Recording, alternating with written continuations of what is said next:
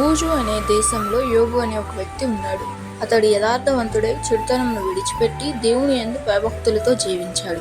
అతనికి 10 మంది పిల్లలు ఉన్నారు. అతడు చాలా ఐశ్వర్యవంతుడు. ఒకరోజు సాతాను దేవునితో, అతని దగ్గర ఇవన్నీ ఉన్నాయి కనుకనే అతను నిన్ను స్తుతిస్తున్నాడు, లేదంటే అతను నిన్ను దూషించేవాడు అని అంటాడు. అప్పుడు దేవుడు సాతానుతో, అతనుకున్నదంతయు నీ చేతికి అప్పగిస్తున్నాను, కానీ అతని ప్రాణానికి మాత్రం ఏం చేయొద్దు అని చెప్తాడు.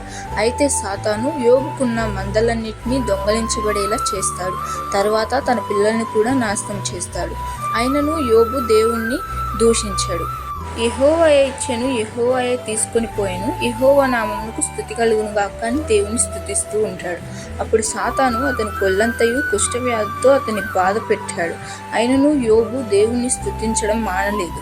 అతని భార్య వచ్చి, ఇలా బ్రతుకుట కంటే దేవుని దూషించి చనిపో అని అంటుంది. అయినను యోబు దేవుని స్తుతిస్తూనే ఉంటాడు. యోబు 3 స్నేహితులు వచ్చి, నీవు చాలా చెడుగా జీవించడం వల్లనే నీకు ఇలా జరిగిందని అంటారు. అయినను యోబు దేవుణ్ణి స్తుతిస్తూ ఉంటాడు. దేవుడు యోబును ఆశీర్వదించి అతనికి 10 మంది పిల్లలను అనుగ్రహిస్తాడు. మళ్ళా గొప్ప ఐశ్వర్యవంతునిగా చేస్తాడు.